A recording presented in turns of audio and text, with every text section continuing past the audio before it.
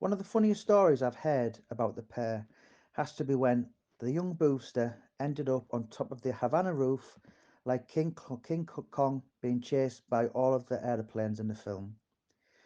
What happened was Boovie was in the Havana on Linthorpe Road when he was asked to do someone a favour, nip round to Ramsey's Blues to get someone some cannabis.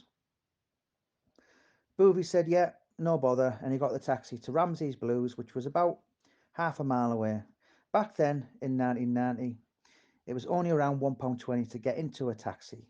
So the full journey probably should have cost him £2. I'm told Boovie, who was completely off his napper, and the taxi driver was then trying to obviously take a liberty, asked Neil for £8. This resulted in Neil telling the taxi driver to go fuck himself and said he wasn't getting a penny now for being a cheeky next Tuesday. The pair then exchanged blows. The taxi drivers reversed into the alleyway at the side of Granville Road, which is where the Havana was, and it's trapped Neil basically. So the only way he could get out is he's kicked the sunroof out and he's climbed on the roof of the car, climbed up the wall, which has then obviously proceeded to climb up the Havana roof and be on top of it. This has resulted in the taxi driver radioing every taxi driver in Middlesbrough for backup, and Neil is now on the top of the roof, and he's now started pulling the slates off the roof and to throw them at slates of now a gang of taxi drivers who obviously they're backing their own taxi driver up. So you don't have to be Einstein to know what happened next. Neil's caused a scene. Huge crowds have gathered on Linthorpe Road.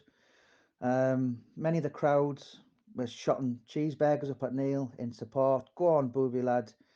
What started off with a handful has ended up being a huge crowd gathering at Neil Boo's antics. And so obviously the owners of the club have then rang the police. The police have turned up within about 20 minutes.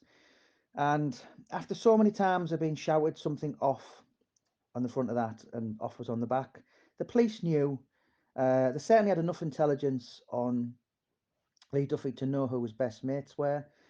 This was Neil Booth, and I think the authorities had knew by that point that he was only going to listen to one man. So what the police did then was they went to Vince Agar's and basically said, look, where can we find Lee? Vince Agar has then said, look, he's not here, but he's around, he's at Ramsey's Blues, which is Princess Road. So the police have then went, knocked on the door. I'm told that Lee opened the door. He'd had a pair of shorts and vest on. It was a winter night, and he basically was told the full story, and he said he'd help. Obviously, it wasn't really giving the police any help, but obviously this was his best mate. So with him only having shorts and vest on, this being a November's night, the police have then given him a luminous jacket to keep him warm, put him in the van. So all of a sudden, the police vans flew round to Linthorpe Road, back to the Havana. And basically, as soon as Duffy's got there, he shouted, now then, as if, don't worry, the King of Teesside has arrived. Um, Neil, at this point, is still going absolutely ballistic, trying to hit anyone with a slate down. And I'm told by someone who was there that they said when he seen it was Lee, Neil's whole body language changed. And then he heard Lee shouting to Lee, what the fuck have you been doing? So it was at that point Neil had stopped shotting the slates up. And after a couple of minutes, he'd come down. So his rooftop protest was over. And before he was handed back to the authorities, I'm told that Lee had grabbed one of the police officers, the biggest, and said, if anything happens to him, I'm going to hold you personally responsible.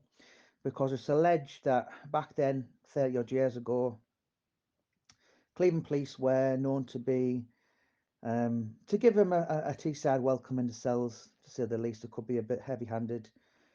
And basically, Lee gave Neil a kiss, and Neil went to the cells and woke up the next day, pissed himself. and couldn't couldn't remember anything that had happened. And yeah, and the Neil was took to the old custody suite in Dunnan Road, and needless to say, there wasn't a finger laid on Neil that night. And obviously, Neil was done with criminal damage, certain things. But that's just an example of maybe the power the guy had. I don't know, well before my time, but it's certainly a story which has been embedded in folklore, and that story is just one of many, which is in Lee Duffy, The Blood Moon, which is a sequel to The Hull of the Moon. So if anyone wants to buy that, you can buy it on Amazon, as with all the Duffy books, and don't forget these books to go to some fantastic causes. That Blood Moon helps a little boy with no legs, and the Frankie Lee Boo Fund.